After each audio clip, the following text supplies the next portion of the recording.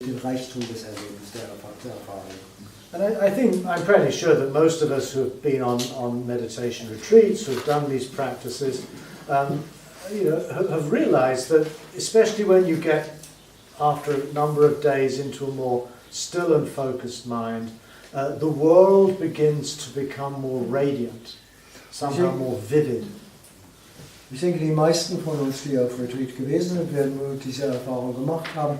Wenn der Geist sich im Laufe der Tage mehr und mehr beruhigt, dann wird die Welt viel lebendiger, viel leuchtender, viel transparenter und lebensvoller. I think this dimension of the practice is very important. Ich denke, dass diese Dimension des Praktizierens äußerst wichtig ist. And as we'll see, I think it creates the ground from which the letting go of reactivity, etc., follow almost organically. Und wir werden sehen, dass dies die Basis oder der Grund ist, von dem aus das Loslassen der Reaktivität nahezu automatisch erfolgen kann. Automatisch nicht, aber organisch. Organisch. Automatic would be great, but organic means it naturally sort of unfolds.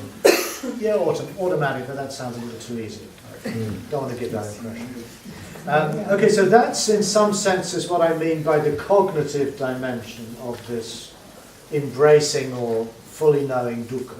Also in gewisser Weise ist es das, was ich mit der kognitiven Dimension des vollständigen Rundum-Erfassens von Dukkha meine. So what do we mean by the affective dimension? Was meine ich aber nun mit der affektiven Dimension? So by affective, we're not talking so much about what we know or how we know our experience. Mit dem Wort affektiv sprechen wir nicht so sehr über das, was wir wissen, über unsere Erfahrung. Oder was wir kennen vielleicht auch. Aber was wir fühlen. Sondern was wir fühlen. How do we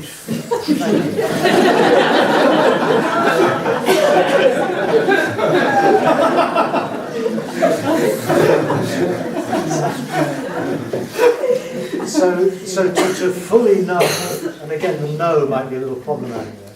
To fully know means not just to have a more precise knowledge or understanding of something, but also to feel about it in, let's say, a deeper, more embracing way.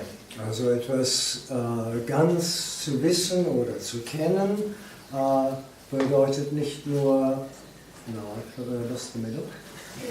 It's not just about knowing things, but it's about feeling things in a deeper and in a more, I can't remember the word I used now, more vivid way. No. Embracing. Sorry? Embracing. Embracing, yeah. Also etwas voll oder umfassend zu wissen und zu kennen bedeutet nicht nur über die Dinge zu wissen, sondern sie in einem umarmenden, umfassenden, fühlenden Sinne zu erfahren. So at one level I think this emerges out of our reflections on not self. Auf einer bestimmten Ebene tritt das gewissermaßen hervor aus unserer Reflexion des Nicht-Selbst. Once we begin to pay attention to our body, our feelings, our perceptions, our thoughts, as simply impersonal processes that arise out of conditions and then disappear and become the condition for something else. Wenn wir also einmal anfangen, unseren Empfindungen, Gefühlen, Gedanken und so weiter aufmerksam zu geben als unpersönliche Prozessen, dann erwächst das. Yeah, that then gives rise to another way of feeling about things. Dann gibt das also Anlass oder entsteht daraus eine andere Art, über die Dinge zu fühlen oder die Dinge zu empfinden. Once we begin to have a somewhat more relativized sense of me, we don't take the sense of I quite so seriously when we realize it's just in a sense the creation of our minds. Wenn wir also einmal ein eher relativiertes Gefühl von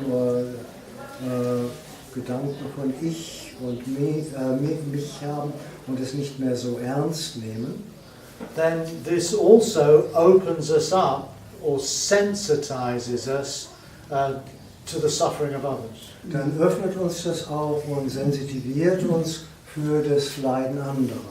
So to fully know dukkha is not to fully know my dukkha. That's where we might begin. Also Dukkha umfassend zu wissen oder zu kennen, heißt nicht mein Dukkha zu wissen oder zu kennen, obwohl wir dort anfangen mögen. But rather it sensitizes us to the fact that dukkha extends throughout the whole of life.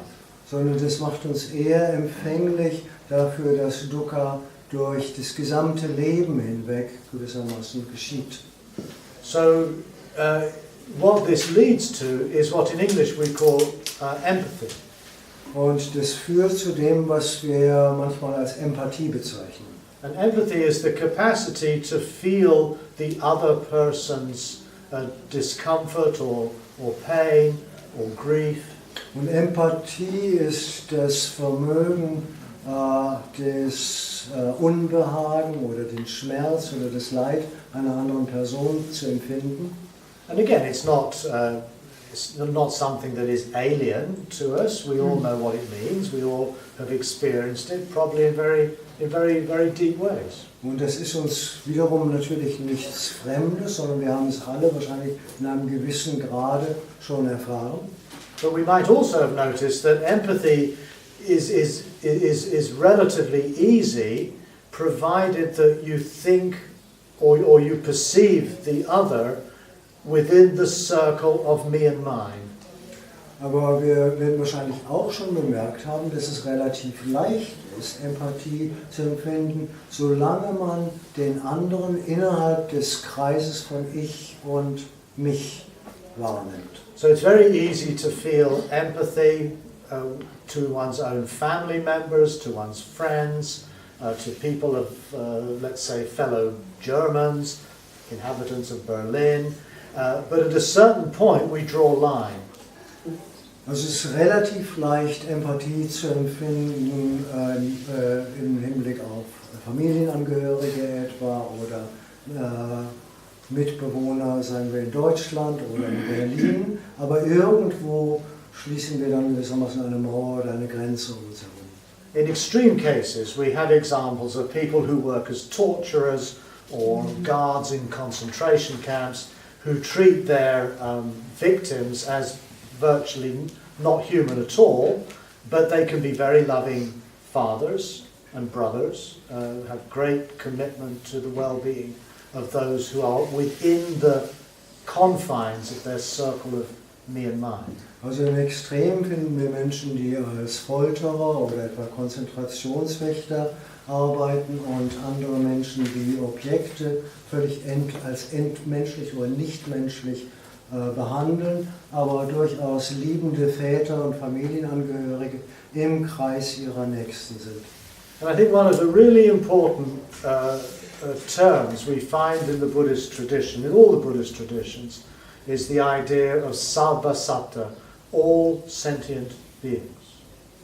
Und eine sehr wichtige Idee, die wir im gesamten Buddhismus finden, ist die Idee von sarva satta, alle lebenden Wesen. So when you practice loving kindness or compassion or bodhicitta, it's always towards all sentient beings. Wenn du also Herzensgüte oder Mitgefühl oder Bodhicitta praktizierst, dann ist es immer gerichtet auf alle Lebewesen. So in other words, this presupposes that we extend our sphere of me and mine pretty much to infinity, if you wish, but let's keep that more modest, to the surface of this earth. Also anders gesagt, unterstellt das setzt es voraus, dass wir den Radius gewissermaßen unserer liebenden Empfindungen geradezu unendlich ausdehnen, aber vielleicht ist es besser zunächst mal auf im Sinne der Oberfläche unserer Erde zu denken. So, these practices, and again, different Buddhist traditions have different ways of doing this, but the loving kindness practices, the practices on bodhicitta, all of these are based upon opening our hearts and minds to feel the suffering of others as though it were our own. Also diese Praktiken werden in den verschiedenen buddhistischen Überlieferungen sehr unterschiedlich geübt, aber sie alle, ob die Übung liebender Güte oder Herzensgüte oder Bodhicitta, sind Praktiken, in denen wir Herz und Geist öffnen und ausweiten zum Wohle letztlich aller. Yeah. And again, we often think of this as Mahayana Buddhism or some special practice, but it's actually there right in one of the earliest texts called the Sutta Nipata in the Pali Canon. Und oft denken wir vielleicht, das ist Mahayana-Buddhismus, aber man findet es direkt in einem der frühesten buddhistischen Texte im Sutta Nipata. And there the Buddha says, just as I am, so are they, just as they are, so am I. Und dort sagt der Buddha, so wie sie sind, so bin ich, so wie ich bin, so sind sie. And therefore I should not kill or I should not harm or cause to. How does it go? Therefore I should not kill or have or cause others to be killed. Und deshalb sollte ich nicht töten oder andere veranlassen zu töten.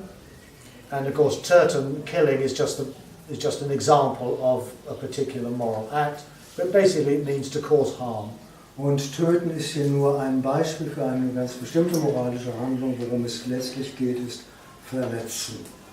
And so in other words, this is the foundation of ethics, the recognition of that we are empathetically united as suffering creatures.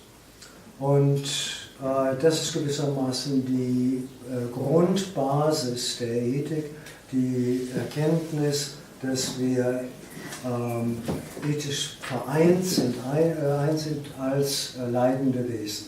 Yeah, we're empathetically identified. Dass wir empathisch identifiziert sind als leidende Wesen.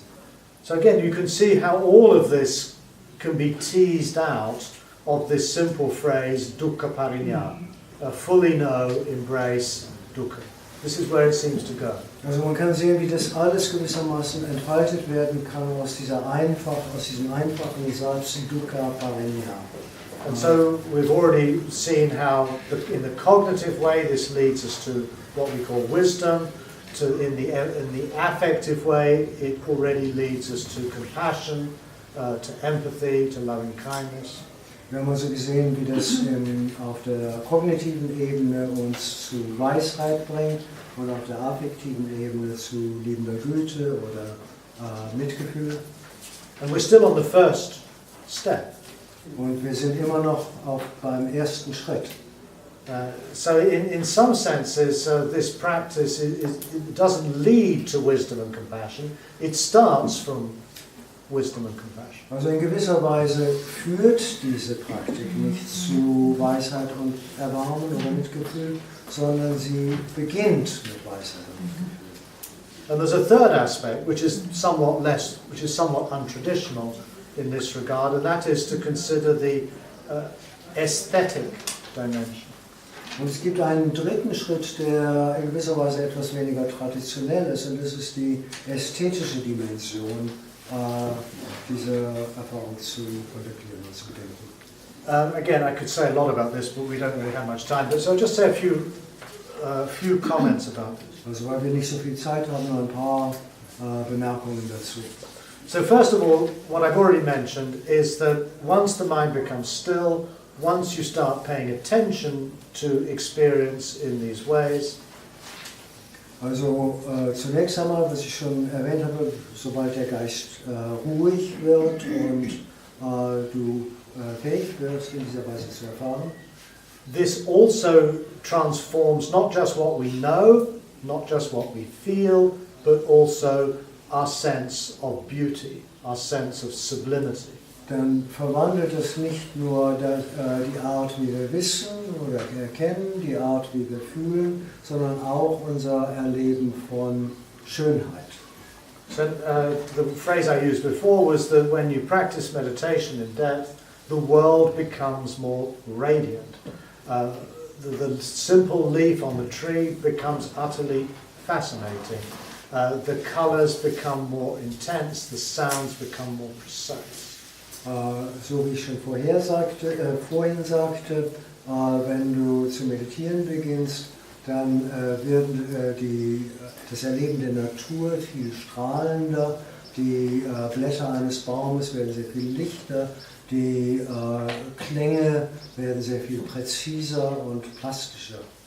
I was recently discovered that Immanuel Kant's theory of aesthetics, he describes the experience of the beautiful as one in which you need to be personally disinterested. Ich habe kürzlich war ich fasziniert davon zu lesen und zu hören, was Immanuel Kant in seiner Ästhetik sagt, wenn du Schönheit erfahren willst, musst du desinteressiert sein. Also in other words, nicht interessiert. That's right. It's somewhat similar to this Buddhist idea. When you let go of self-interest, what's in it for me? That allows you to somehow appreciate and experience the world as beautiful, rather than composed of things I like, things I don't like, things I want, things I don't want. In gewisser Weise ist das ähnlich zu dem buddhistischen Gedanken, wenn du durch Meditation gewissen weniger identifiziert mit dem When you're less self-interested in this is what I want, this is what I don't want, this is what I like, this is what I don't want, that opens you to the possibility of a disinterested appreciation of the sheer beauty of the world. Ja, also wenn du weniger selbstinteressiert bist und sagst, das mag ich nicht, dann öffnet dich das zu einer im positiven Sinne desinteressierten Wahrnehmung der Schönheit der Welt. And this, I think, is confirmed for many of us through our actual first-hand experience of practicing meditation. Und das wird wahrscheinlich für die meisten von uns bestätigt in unserer tatsächlichen, anfänglichen Erfahrung des Meditierens. Now, in many Buddhist traditions, there's a kind of a reluctance to acknowledge the importance of beauty. Also in vielen buddhistischen Traditionen gibt es eine Art Widerstand oder einen Widerwillen, die Wichtigkeit der Erfahrung von Schönheit anzuerkennen. So we don't in Buddhism have any aesthetic theory, any sort of worked out understanding of what constitutes beauty. Also im Buddhismus haben wir keinerlei ästhetische Theorie, keine ausgearbeitete Anschauung über das, was Schönheitserfahrung ausmacht. And I think a lot of this has to do with Buddhism still being very much part of the Indian ascetic tradition, which seeks to somehow distance oneself and, in some senses, escape from the world as we experience it now. Und wahrscheinlich hat es eine Menge zu tun mit der Verbindung des Buddhismus mit der traditionellen indischen Anschauung, die darauf trachtet, uns gewissermaßen zu distanzieren und eher von der Welt, aus der Welt zu fliehen. Again, an exception here would be the Zen tradition and many of the East Asian traditions, particularly Zen. Eine Ausnahme wäre hier sicherlich wieder die Zen-Tradition und viele der ostasiatischen Traditionen. Where in these traditions there is a positive valorizing of poetry, of painting, of architecture, of gardening, of drinking tea. These are all seen as integral parts of the practice of Zen or Chan or Song. In diesen Überlieferungen gibt es eine positive Bewertung von Poesie, von Malerei, von Gärtnerei. Sie werden als integrale Bestandteile des buddhistischen Pfades angesehen. But I think we can extend this further into all traditions of fine art. Und ich denke, wir können das weiter ausdehnen in alle Traditionen der schönen Künste hinein. And I think our Western tradition is particularly rich in works of art that actually help us fully know suffering. Und ich denke, unsere westliche Tradition ist besonders reichhaltig in Bezug auf Kunstwerke, die uns helfen, Leiden voll und ganz zu verstehen. Let's take an example, Hamlet by Shakespeare. Als Beispiel können wir Hamlet von Shakespeare nehmen. This is not a romantic, a screwball romantic comedy, as they say in Hollywood. It's not a light entertainment. Das ist keine leichte romantische Unterhaltung wie etwa manche Hollywood-Filme.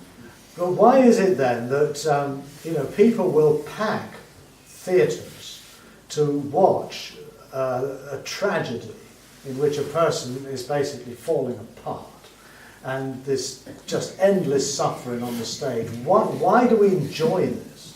Und warum geschieht es, dass also Theater voll sind mit Leuten, die sehen wollen, dass eine Person gewissermaßen auseinanderfällt? Warum ist es, dass wir das genießen? And to me that's a very interesting question, and as a Buddhist practitioner I find that these forms of art open up the human experience, the sentient experience, in a way that taps deep into its tragic core. Und ich finde das eine sehr interessante Frage und ich glaube, dass für uns als buddhistische Übende diese Formen der Kunst uns gewissermaßen öffnen für die tragische Dimension des Lebens und wir können sehr tief an ihr Herz oder an ihren Kern gewissermaßen herankommen. So there's something profoundly beautiful, inspiring, sublime about dukkha being revealed to us through these forms. Es gibt etwas zutiefst Schönes, Erhabenes, Erfüllendes, wenn Dukkha auf diese Weise für uns in diesen Formen offenbart wird.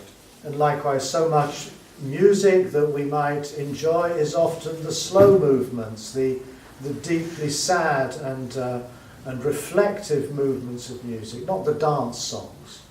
That's what we feel very often to be what draws us in the most. Und oft geht es uns in der Musik so, dass uns ganz besonders die langsamen, die eher traurigen, melancholischen Sätze bewegen und nicht so sehr die Tanzsätze oder die schnellen Sätze.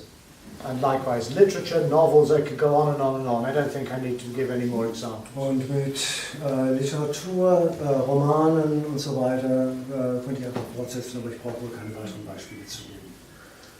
So dukkha, therefore, is not just something which is unpleasant and something we don't like.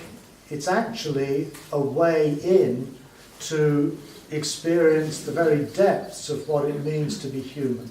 Also Dukkha ist nicht einfach etwas Unangenehmes, etwas Schmerzhaftes, etwas, was wir nicht mögen, sondern vielmehr ein Weg hinein in die direkte Tiefe dessen, was es bedeutet, Mensch zu sein. So the cognitive, the affective and the aesthetic are to me integral parts of this broad practice of dukkha parinyaya, of fully knowing the condition we are in. Also das Kognitive, das Affektive und das Ästhetische sind für mich integrale Bestandteile dieses umfassenden Wissens vom Leiden Dukkha Parinyaya. We'll stop here. Let's have a break. Let's have a 20-minute break. Come back at 4:45. Also wir machen eine 20-minütige Pause und kommen wieder hier zusammen um 4:45.